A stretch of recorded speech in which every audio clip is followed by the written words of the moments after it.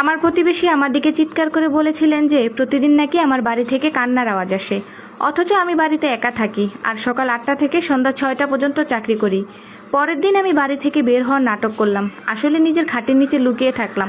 একটু পরেই শুনলাম কে যেন এমনভাবে আমার ঘরে ঢুকলো যেন সে পুরো সংসারটা তার। ভয়ে চোখ বন্ধ করে আমি নিজের শ্বাস চেপে রাখলাম। আবার শোবার ঘরের দরজাটাও খুলে গেল। এরপর স্পিকার থেকে যে কণ্ঠস্বরটা ভেসে এলো তা শুনে আমি রক্তহীন হয়ে গেল। আমার নাম লায়লা সুলতানা, বয়স 39 বছর। আর এই বৃহস্পতিবারের আগ পর্যন্ত আমি বিশ্বাস করতাম যে মানুষ মারা গেলে আর কোনোদিন ফিরে আসে না। আমার স্বামী আরিফ 2 বছর আগেই মারা গেছে চট্টগ্রাম হাইওয়েতে একটা ভয়াবহ দুর্ঘটনায়। রাত 3টায় আসা একটা ফোন কল, একটা লাশ যা আমাকে ভালো করে দেখতেও দেওয়া হয়নি। সাদা কাফন আর গোলাপ জলে ঘেরা একটা জানাজা, যেখানে সবাই আমাকে এসে বলেছিল যেন আমি শক্ত থাকি। এরপর থেকে আমার ঢাকার এক নিরিবিলি উপশহরে একতলা বাড়িটাই একা থাকতাম। আমি একটা ইন্স্যুরেন্স কোম্পানিতে অ্যানালিস্ট হিসেবে কাজ করি। সকাল 8টার আগেই বেরিয়ে যাই আর ফিরতে ফিরতে প্রায় রাত হয়ে যায়। আমার জীবনটা ছিল একদম সাদামাটা। ঝটপট এক কাপ চা, অফিস জ্যামের ক্লান্তি, একটা ঠান্ডা রাতের খাবার আর এক নিঝুম নিস্তব্ধ বাড়ি।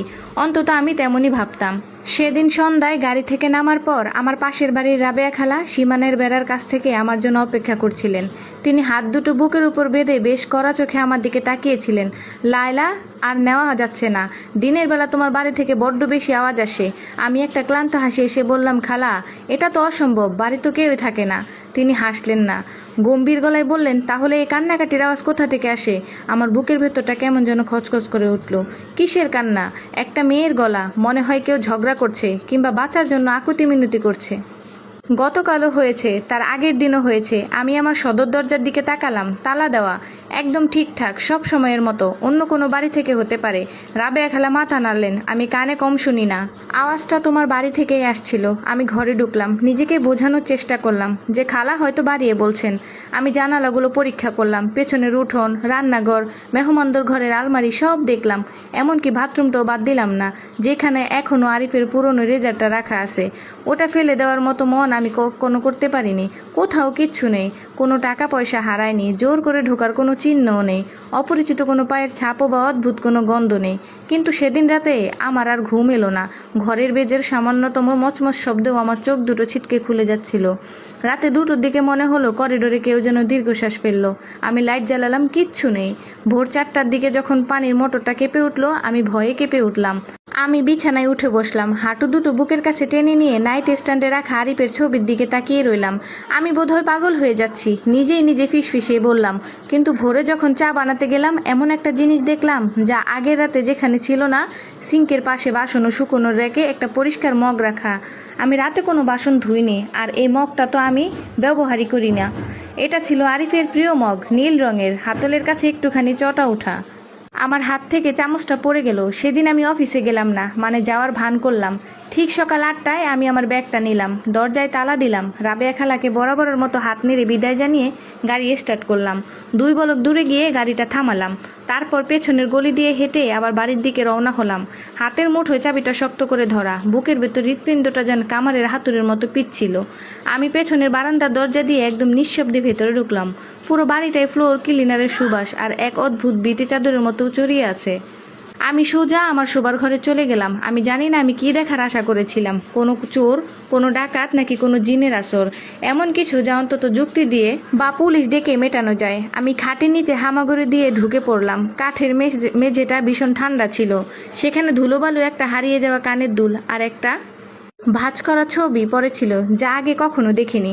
আমি ওটায় হাত দিলাম না, নড়াচড়া করার মতো ক্ষমতা আমার ছিল না। হাতে ফোনটা শক্ত করে ধরে রাখলাম, যে কোনো মুহূর্তে জরুরি নম্বরে কল করার জন্য। 1 ঘন্টা কেটে গেল, 2 ঘন্টা। ফ্রিজের একটানা আওয়াজ হচ্ছিল। রাস্তা দিয়ে একটা রিক্সা টুংটাং করে চলে গেল। রাবেয়া খালা উকিঝুঁকি দিয়ে ওনার বারান্দা ঝাড়ু দিচ্ছিলেন। একটা কুকুর ক্লান্ত না হওয়া পর্যন্ত একটানে ঘেউ ঘেউ করে গেল। কোথাও কিচ্ছু নেই। নিজের কাছেই নিজেকে ভীষণ বোকা মনে হতে লাগলো। ঠিক দুপুর 12টার পর সদর দরজার তালাটা ঘুরলো, খুব ধীরে, চাবি দিয়ে। ভয়ে আমার মুখটা শুকিয়ে কাঠ হয়ে গেল। কে একজন ভেতরে ঢুকলো। তারা কোনো জোর জবরদস্তি করেনি, কোনো দ্বিধাও করেনি।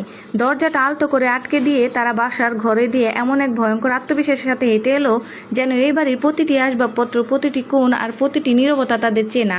আমি শুনলাম রান্নাঘরের কেবিনেট খোলার শব্দ হলো, তারপর পানির কল ছাড়ার আওয়াজ, কাচের গ্লাসের ঠুনঠুন শব্দ। তারা নিজেদের জন্য পানি ঢাললো। আমার হাত দুটো দুটো কাঁপতে শুরু করলো। পায়ের আওয়াজটা এবার করিডোর ধরিয়ে এগিয়ে আসতে লাগলো। হিলের খটখট শব্দ। একজন নারী, সে ঠিক শোবার ঘরের সামনে এসে থামলো। দরজাটা সামান্য একটু ক্যাচকচ শব্দ করে খুলে গেল। খাটের নিচ থেকে আমি প্রথমে তার কালো পাম্প ও জোড়া দেখতে পেলাম, তারপর ফর্মাল প্যান্টের নিচে অংশ, এরপর একটা লাল রঙের দামি হ্যান্ডব্যাগ এসে পড়লো সেই চেয়ারটার উপরে, যেখানে আরিফ তার ইস্ত্রি করা শার্টগুলো রাখতো। নারীটি একটা দীর্ঘশ্বাস ফেললো। তুমি আবার সবকিছু একদম আগের মতোই করে দিয়েছো, সেই মৃদুস্বরে বলল। আমার বুকের ভেতরটা দুমড়ে মুচড়ে গেল। সে তার ফোনটা বের করলো, একটা নাম্বারে ডায়াল করে স্পিকার দিল। আমি আমার নিজের ফোনটা এত শক্ত করে চেপে ধরেছিলাম যে স্ক্রিনের আলোটা আমার হাতের তালুতে ঠিকরে পড়েছিল। নারীটা নরম গলায় বলল, আমি ভেতরে এসেছি। ওপাশে একটু নীরবতা, তারপর স্পিকারের ওপার থেকে একটা কণ্ঠস্বর ভেসে এলো। এমন একটা কণ্ঠস্বর যাকে আমি 2 বছর আগে নিজের হাতে কবর দিয়ে এসেছিলাম। লাইলা কি এখনো কিছু টের পেয়েছে? আমার মনে হলো শরীরের সমস্ত রক্ত জমে বরফ হয়ে গেছে। এটা আরিফ, আমার মৃত স্বামী। নারীটি খাটের আরো কাছে এগিয়ে এলো আর জুতা জোড়া এসে থামলো ঠিক আমার মুখের সামনে। সে ওপাশ থেকে উত্তর দিল, হ্যাঁ টের পেয়েছে। আর সবচেয়ে বড় সর্বনাশটা কি জানো? সে আজ অফিসে যায়নি, বাড়িতেই আছে। আসসালামু আলাইকুম। আপনাদের কাছে যদি